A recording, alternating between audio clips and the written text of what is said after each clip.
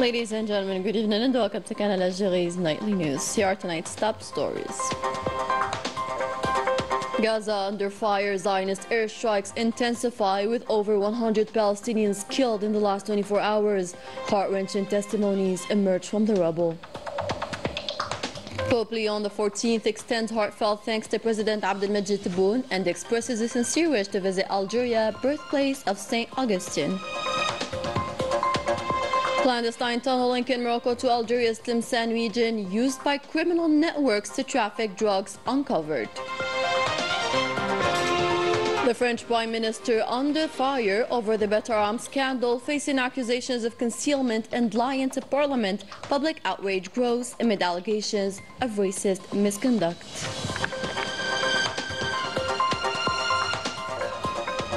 Welcome back. First off, in Gaza, relentless bombardments have wiped out entire neighborhoods, disseminated families, and shut down hospitals. The death toll rises and heartbreaking testimonies emerge from the rubble. Wissam Abu Zaid, story taken up by Min Al-Maafa.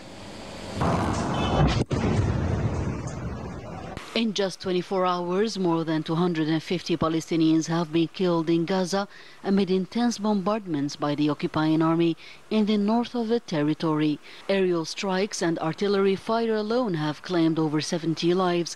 Dozens of injured civilians have been rushed to hospitals, while at least 50 people, including entire families, remain trapped under the rubble.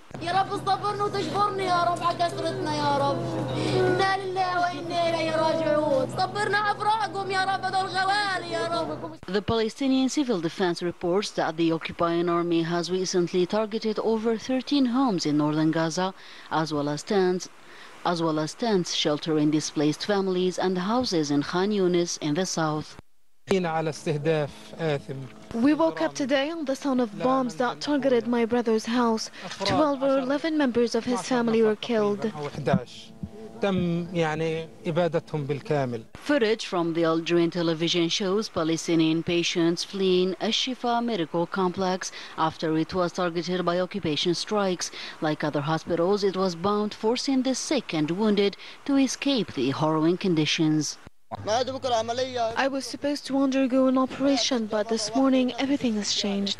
Hospitals bombed, the wounded forced to flee without treatment, and families still buried under the rubble.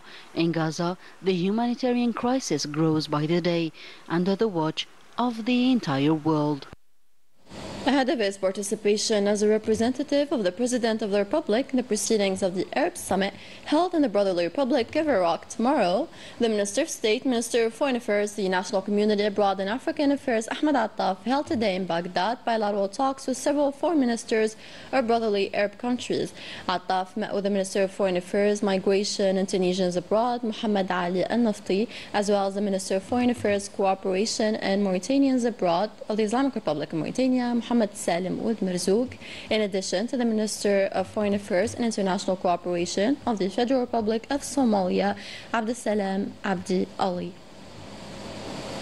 as well as the Minister of Foreign Affairs and International Cooperation of the Republic of Djibouti, Abdelkader Hussein Omar.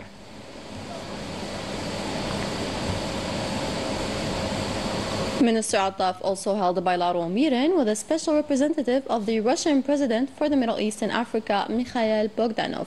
These talks were an opportunity to review the positive dynamic of the partnership and cooperation relations and to reiterate the need to continue the joint efforts in order to give it a new momentum. Views were also exchanged on current situation. The President of the Republic, Abdelmajid Tebboune, received a message of gratitude from Pope Leon XIV in response to Tebboun's message of congratulations upon the Pope's election. The Pope, through Algerian Ambassador Rachid Bladhan, expressed sincere interest in visiting Algeria, the birthplace of St. Augustine, whom he regards as a spiritual ancestor. During a ceremony with accredited ambassadors to the Vatican, Ambassador Bladhan reiterated warm congratulations from the Algerian President to Pope Leon XIV on his election as Pope and the head of the Vatican State. He emphasized that Tebboun's political vision is anchored in the principles of peace, justice, and truth at national, regional, and international levels. Ambassador Bladhan will attend the Pope's official inauguration, mass scheduled for Sunday, May the 18th, 2025. In other news, and continuing the search and sweep operation in the Wad Gharghar area, Sharshar municipality, Khanshta military sector, and the 5th military region. This Friday, units of the People's National Army were able to eliminate a second terrorist and recover 3 Kalashnikov machine guns and a quantity of ammunition. This operation, which is still ongoing, confirms the commitment of the People's National Army forces to eradicate the residues of these criminals until their final elimination. The discovery of a secret tunnel linking Morocco to Algeria's Tlemcen region has raised new concerns over Morocco's role in cross-border drug trafficking used to smuggle processed cannabis. The tunnel highlights a growing security threat along the Algerian border. Salila Balaman and Raouf Hamouche. Morocco's growing role in global drug trafficking is under renewed scrutiny following the discovery of a clandestine tunnel linking Moroccan territory to Algeria's Bab el-Essa border zone in the Tlemcen province. The structure, buried deep underground, is believed to have been used by organized smuggling networks to move significant quantities of processed cannabis, known locally as kief, into Algerian territory. Sources familiar with the matter suggest the operation was likely facilitated, directly or indirectly, by Moroccan authorities. The use of cannabis, a psychoactive substance, is increasingly seen by Algerian officials as part of a broader strategy to undermine national security. This latest discovery highlights the existence of a well-established smuggling infrastructure operating out of Morocco. In response, Algeria has heightened its border security, viewing the frontier as a zone of instability marked by drug flows, attempted infiltrations, and repeated provocations originating from Rabat. Tons of cannabis from Morocco flood European markets amid soaring production. Reports suggest top Makhzen officials may be involved in this lucrative underground economy, drawing international criticism. Manan Maafa explains. The UN Office on Drugs and Crime reports that thousands of tons of cannabis leave Morocco each year, headed to France, Italy, and beyond.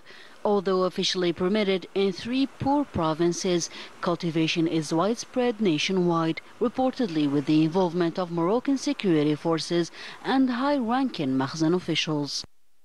العائلة الملكية تتاجر في حتى في المخدرات الصلبة التي The royal family is reportedly involved in trafficking hard drugs from South America through Morocco to Europe and beyond.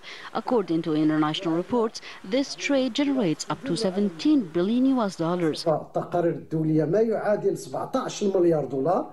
In August 2024, King Mohammed VI pardoned nearly 5,000 cannabis growers, a move seen by some as humanitarian, but by others as politically or criminally motivated. Shortly after, Algerian authorities uncovered a secret tunnel from Morocco into Tlemcen region, raising serious security concerns. يستعمل دائما وسائل خبيثة جدا للنيل من الجزائر. The tunnel is linked to a major drug network trafficking Latin American drugs through Morocco to Europe and across the Algerian border. الهندية حتى المخدرات التي تأتي من المحيط الأطلسي. But this case goes far beyond simple smuggling. The tunnel's precise dimensions and sophisticated engineering raise serious concerns about its potential future use. إذن حفر هذا النفق له أبعاد. The tunnel's design suggests it was meant for more than drug trafficking, possibly for sabotage, surveillance, or smuggling weapons to terrorist groups in Algeria. الضمات الإرهابية الجزائرية التي كانت قد أحدثت وديانا من الدماء في الجزائريين الأبرياء. International reports estimate Morocco's drug trade could generate up to $6.3 billion by 2028, with annual cannabis output exceeding 700 tons, worth around $23 billion. Corruption runs deep within the Makhzen, leading many to brand Morocco as a narco-state. French Prime Minister François Bayrou faces mounting pressure amid allegations of misconduct and false testimony. As public outrage grows and a no-confidence vote looms, criticism over the government's handling of peaceful protests fuels deeper concerns about democratic freedoms. Here's Salila Balaman. French Prime Minister François Bayrou is facing mounting pressure amid the unfolding Beratam scandal. Reports indicate he has failed to report known irregularities and is now accused of providing false testimony during his latest parliamentary hearing, putting his leadership under serious strain. Dans vos déclarations, between your statement on February 11th, I was never informed of anything, and your February 18th remarks in the National Assembly, you admitted to having mentioned the acts of violence.